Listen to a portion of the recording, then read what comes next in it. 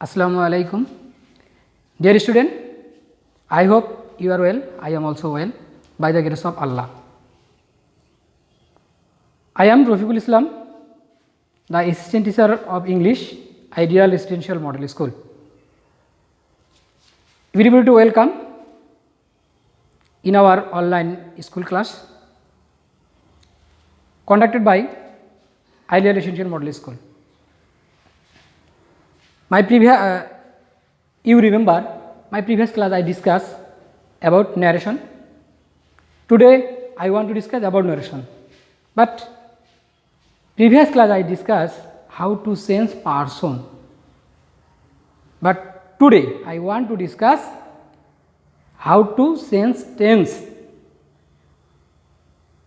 তো আজকের যে বিষয়টা নিয়ে তোমাদের সামনে হাজির হয়েছি সেটা তোমরা মোটামুটি বুঝে গেছো যে টেন্স কিভাবে পরিবর্তন করতে হয় সে বিষয়টি নিয়ে তোমাদের সাথে কিছু সময় থাকার জন্য দাঁড়িয়েছি। আশা করি আমার ক্লাসটা দেখে তোমরা এই বিষয়টা উপকৃত হবে যে কিভাবে ন্যারেশনের টেন্স পরিবর্তন করতে হয় সেটা আশা করি সুন্দরভাবে বুঝবে।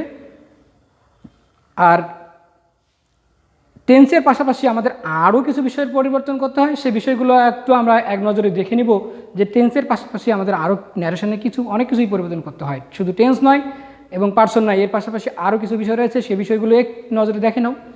যেমন সেন্স অফ টেন্সের পরিবর্তন করতে হয়। তো আমরা আজকের আমাদের এই বিষয়টি নিয়ে বিস্তারিত আলোচনা হবে। এর পরবর্তীতে আমরা আরও বিষয়ে আলোচনা করব যেগুলো হচ্ছে যেমন সেন্স অফ টাইম অথবা প্লেস, এগুলোরও পরিবর্তন করতে হয়। সেন্স অফ ডিমনস্ট্রেটিভ এগুলোরও পরিবর্তন আছে, এগুলোরও পরিবর্তন করতে হয়। সেন্স অফ মোডাল ভার্ব কি তোমরা জানো, তো মোডাল ভার্বের ন্যারেশনের ক্ষেত্রে মোডাল ভার্বেরও পরিবর্তন হয়। এবারে সেন্স অফ রিপোর্টিং ভার্বেরও পরিবর্তন করতে হয়। অবাক হওয়ার কিছু নেই, রিপোর্টিং ভার্বেরও কিছু পরিবর্তন আছে এবং করতে হয়। ইউজ অফ লিঙ্কার্স, আমাদেরকে ডিরেক্ট থেকে ইনডিরেক্টে অর্থাৎ ডাইরেক্ট ন্যারেশনকে ইনডাইরেক্টে করতে হলে কমা এবং ইনভার্টেড কমা তুলে দিয়ে লিঙ্কার অথবা জয়নিং ওয়ার্ডকে ইউজ করতে হয়। তোমরা সবাই বিষয়টা অবগত আছো এবং আমার মনে হয় ভালোভাবেই অবগত আছো। তো আজকের মূল যে আলোচনায় যে বিষয়টি সেটি হচ্ছে সেন্স অফ টেন্সের পরিবর্তন নিয়ে আমার মূল আলোচনা। তো খুব মনোযোগ দিয়ে শুনবে, আশা করি এই একবার যদি বিষয়টাকে তোমাদের মাথার মধ্যে গেঁথে যায় তো আর কখনো মনে হয় ভুল হওয়ার কথা নয়। তো কিভাবে মাথার মধ্যে গেঁথে যাবে সেটা একটু বোঝার চেষ্টা করো। যদি আমরা আবারও বলি রিপোর্টিং যে স্পিচ আর দুইটা অংশ, ডিরেক্ট ন্যারেশনের কটা অংশ, ডিরেক্ট ন্যারেশনের দুইটা অংশ, একটা নাম হচ্ছে রিপোর্টিং স্পিচ আর অপর অংশটির নাম কি রিপোর্টেড স্পিচ। তো আমি পূর্বের ক্লাসে বলেছি এবং আজকেও তোমাদেরকে বোঝাচ্ছি যে এই ন্যারেশনের যে পরিবর্তন হয় সেটি আসলে একে অপরের উপর নির্ভরশীল। ডিরেক্ট ন্যারেশনকে ইনডিরেক্টে আসতে হলে রিপোর্টিং যে স্পিচটি রয়েছে এবং রিপোর্টেড স্পিচ যে রয়েছে, এখানে একটু বুঝাই। এই যে রানা সেড টু মি এবং আই ডু দ্য ওয়ার্ক, এইটার নাম, এটাকে কী বলছি, এটার নাম কি রিপোর্টিং স্পিচ। তো এই রিপোর্টিং স্পিচ এর ওপরে রিপোর্টেড স্পিচের পরিবর্তন কিন্তু নির্ভর করে।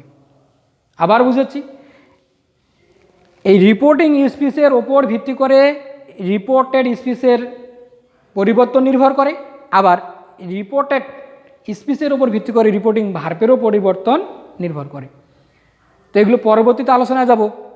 আজকে আমরা টেন্স পরিবর্তন নিয়ে আলোচনা করব। তো বলা হয়েছে যে যদি আবারও বোঝার চেষ্টা করি, রিপোর্টিং স্পিচ, এই রিপোর্টিং স্পিচের যে ভার্ব, রিপোর্টিং স্পিচ যে এই যে ভার্ব, এই রিপোর্টিং স্পিচের ভার্বের উপরেই রিপোর্টেড স্পিচের টেন্সের পরিবর্তন হবে কিনা সেটি নির্ভর করে। এটা তোমাদের ভালো করে জানা আছে। তো যদি রিপোর্টিং ভার্বটি পাস্ট টেন্সে থাকে, কিসে থাকে, পাস্ট টেন্সে থাকে, রিপোর্টিং ভার্বটা যদি পাস্ট টেন্সে থাকে তবে রিপোর্টেড স্পিচের টেন্সের অর্থাৎ এই যে ইনভার্টেড কমার মধ্যে যে অংশটি থাকে তার নাম কি রিপোর্টেড স্পিচ। তো রিপোর্টেড স্পিচের টেন্সের পরিবর্তন হবে কখন হবে, যদি রিপোর্টিং ভার্বটি কিসে থাকে, মানে রিপোর্টেড স্পিচ যে ভার্বটা সেটা পাস্ট টেন্সে থাকে। পাস্ট বলতে পাস্ট ইনডিফিনিট হতে পারে, কন্টিনিউয়াস হতে পারে, পাস্ট পারফেক্টও হতে পারে, পাস্ট পারফেক্ট কন্টিনিউয়াসও হতে পারে।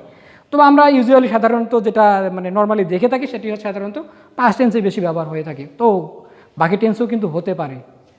তো এবারে আসি, পাস্ট টেন্স হলে এখন পরিবর্তন করবো। পরিবর্তনটি কীভাবে করব, সেটি হচ্ছে যদি রিপোর্টেড স্পিচে যদি প্রেজেন্ট টেন্স থাকে তাহলে সেটাকে আমাদেরকে করতে হবে, প্রেজেন্ট ইনডিফিনিট টেন্সে থাকে তাহলে করতে হবে পাস্ট ইনডিফিনিট, প্রেজেন্ট কন্টিনিউয়াস থাকলে হবে পাস্ট কন্টিনিউয়াস, প্রেজেন্ট পারফেক্টে থাকলে হবে পাস্ট পারফেক্ট, আর প্রেজেন্ট পারফেক্ট কন্টিনিউয়াসে থাকলে হবে past perfect continuous.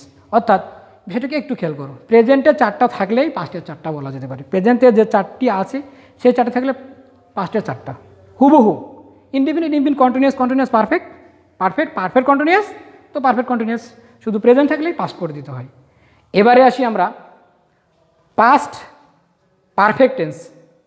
Past perfect tense যদি থাকে, কে থাকে, রিপোর্টেড স্পিচ, রিপোর্টেড স্পিচ যদি পাস্ট পারফেক্টে থাকে তখন এটির পরিবর্তন হয় না, অর্থাৎ নো চেঞ্জও বলা যেতে পারে, অথবা বলা যেতে পারে যে ওই টেন্সেই থাকে, অর্থাৎ পাস্ট পারফেক্টেই থাকে। এরপরে আছে past perfect continuous tense. Past perfect continuous tense যদি থাকে তাহলে কী হবে, সেক্ষেত্রে বলা যায় নো চেঞ্জ, পরিবর্তন হয় না, মূলত পাস্ট পারফেক্ট কন্টিনিউয়াস টেন্সেই হবে। এই হলো টেন্সের পরিবর্তন। এবারে প্রশ্ন হতে পারে শ্যাল উইল, সেগুলো বিষয়ে আলোচনা আসবো, তবে আজকে না, নেক্সট ক্লাসে শ্যাল উইল নিয়ে আলোচনা করব আমরা এর নেক্সট ক্লাসে।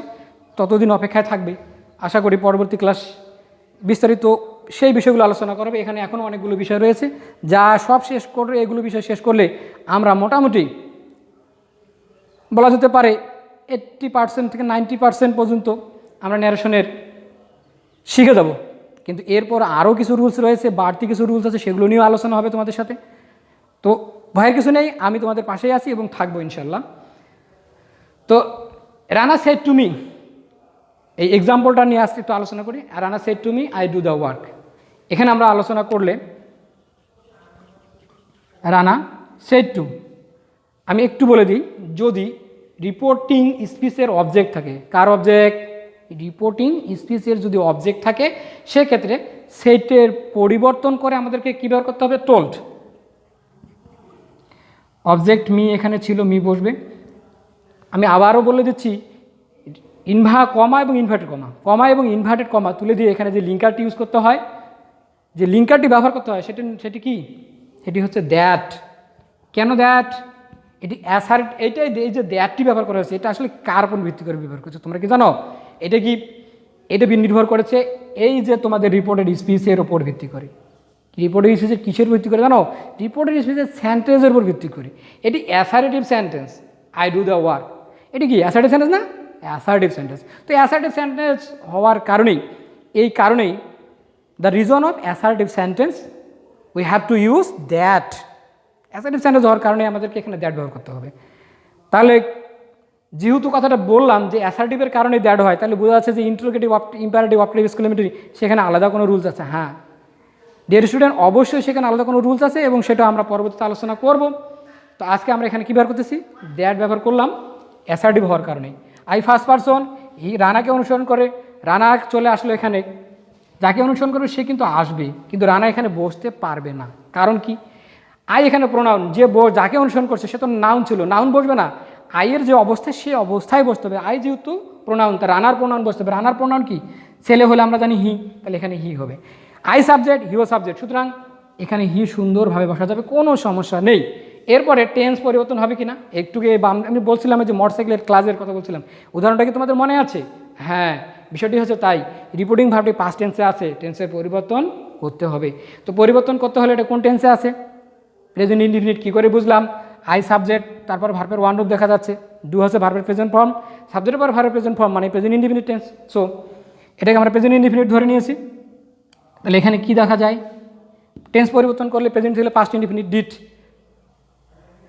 I did the work, third person করে পরিবর্তন করা যাবে না, থার্ড পারসন নিজে বসে। এবারে দ্বিতীয় এক্সাম্পলটাতে আসি, রিমা সেড টু অবজেক্ট আছে told me, inverted comma assertive sentence, inverted comma এবং কমা উঠে দিয়ে দ্যাট, কেন রিপোর্টেড স্পিচটি খেয়াল করো, এটি অ্যাসার্টিভ সেন্টেন্স, অ্যাসার্টিভ সেন্টেন্স হলেই দ্যাট হয়, সুতরাং দ্যাট বসিয়েছি। এবারে আসি ইউ সেকেন্ড পার্সন হলে রিপোর্টেড স্পিচের অবজেক্ট অনুসরণ করে, রিপোর্টেড স্পিচে যদি সেকেন্ড পার্সন থাকে তাহলে রিপোর্টিং স্পিচের অবজেক্ট অনুসরণ করে, অর্থাৎ মিকে অনুসরণ করে, এখানে মি চলে আসছে, কিন্তু মি কি এখানে বসবে ডিয়ার স্টুডেন্ট? নো, মি বসতে পারবে না। কারণ কি? কারণ এখানে দেখতে হবে ইউ এর অবস্থাটা কি, ই কী অবস্থায় আছে। এখানে খেয়াল করলে দেখো ইউ এখানে সাবজেক্ট অবস্থায় আছে, মি এর সাবজেক্ট কি? আই, সুতরাং এখানে আমরা আই ব্যবহার করব। এবারে চলে যাই বাকি অংশ কি আছে, you had finish the work your duty, এটা কোন টেন্স? Past perfect tense. একটু আগে এখানে সুন্দর করে লেখা আছে পাস্ট পারফেক্ট টেন্স হলে কোনো পরিবর্তন হয় না, অর্থাৎ টেন্সের পরিবর্তন হবে না। হ্যাড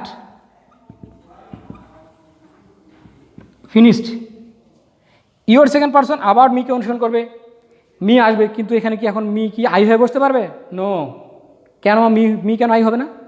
একটু আগেই মি অনুসরণ করেছিল, ইউ অনুসরণ করলে এখানে মি হয়েছিল, কিন্তু এখানে কেন হবে না? কারণ ইউর হচ্ছে এখানে পজিটিভ যাকে অনুসরণ করছে সে আসবে, কিন্তু তার কি ফর্ম বসবে? তারও পজিটিভ ফর্ম বসবে। তাহলে সেই ক্ষেত্রে ইউর সেকেন্ড পার্সন মিকে অনুসরণ করে, মি এসেছে, কিন্তু মি এর পজিটিভ নিতে হবে, তাহলে কী হবে? My duty third person singular number, কোনো পরিবর্তন হবে না, সো পরিবর্তন করা যায়নি। তো আজ এ পর্যন্তই, দেখা হবে সামনের ক্লাসে, সে পর্যন্ত সবাই ভালো থাকো, খোদা হাফেজ, আসসালামু আলাইকুম।